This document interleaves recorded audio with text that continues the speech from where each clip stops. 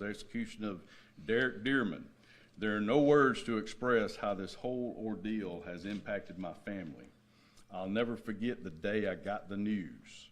My wife asked me to pull over, and I did at a gas station. I thought she needed something from the store, but instead she wanted me out from behind the steering wheel when I was told the news. When she uttered the words, "They're all dead," my body trembled with every feeling unimaginable. The biggest thing that bothered me was not being able to tell all of them simple word, goodbye. A goodbye seems like an easy word, but when it's been taken from you to express your parting, it seems sad, as there is no closure to this nightmare when you can't say it, especially to loved ones. But today this world is saying goodbye to an individual who stripped me of my only daughter and unborn grandchild, my only sister, and my youngest brother. Today, goodbye will be easy for many because we have all heard the horrific things that Derrick Dearman did to all the innocent individuals that you murdered. Whether it was drugs or just pure hate and the devil in his heart, Dearman will get a final goodbye, whereas I'm still waiting on mine. I so long for the final goodbye for my daughter, and I would have loved to meet my grandchild. I was so looking forward to being a grandparent. I would have loved for my sister to watch her kids grow up and their accomplishments, or my brother to watch his son grow up as well. But I was stripped in many ways of happiness and the bond of a family by your senseless act. Today, my heart still hurts over what ifs and could haves, but it almost doesn't seem realistic that I will be getting some form of closure for Dearman's senseless act. It's taken me many years of reflecting and forgiveness to get to this point in my life. Every day is a struggle to be at peace with all this.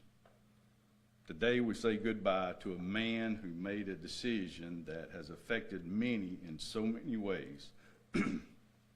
Today we say goodbye to evil, and hopefully some of us will rest better tonight knowing that justice has been served. With that, we'll ask Mr. Brown.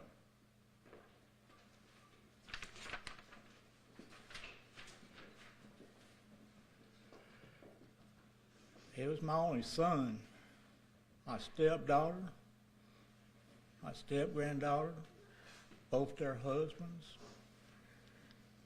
another step-great-granddaughter, and I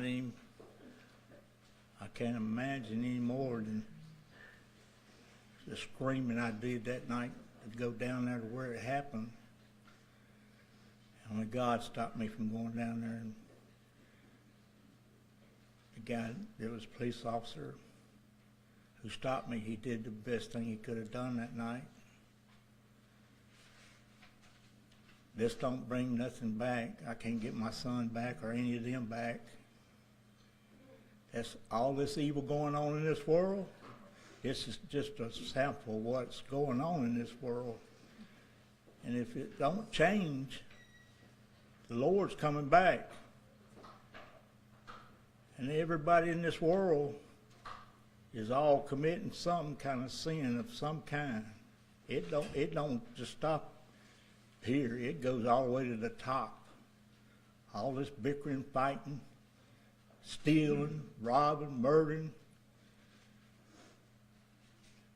And these people out here don't even think about it. They just killing each other. There's nobody serving the Lord. They're all about self. Let's let this be a warning to somebody for a change. This don't bring no closer to us. We're going to suffer the rest of our lives. This ain't my first time of murder in my life. My mother was murdered. 1974, I rode the ambulance with her. I was in shock for 4 days. I seen my family crying. And I was in a major motorcycle accident. It was advertised on Channel 15.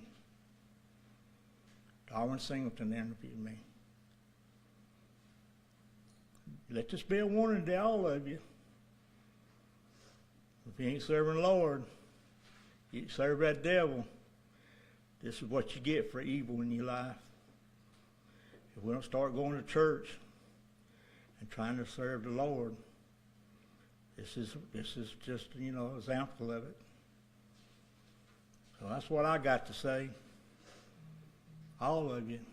It ain't just the politicians, the judges, the lawyers, all of them. If you serve that almighty dollar, you're doing wrong. You said you wanted this to be a warning. Do you think that this will make someone think twice and be deterrent for future incidents? Don't you think so? If you start doing something like killing or something, what do you think it's going to do to you? It's going to put you in jail. You can be punished this much. I mean, this is the worst crime ever committed in Mobile County. Ever.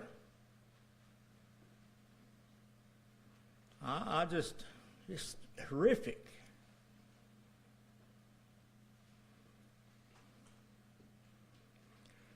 Dearman said that he was doing it, wanted to be executed for some justice for your family. Do you feel any justice? I feel pity. It's just pure pity for him because I have to forgive him. He asked for forgiveness from us. And I mean, if you can't go to the Lord with forgiveness in your heart, you can't go to the Lord.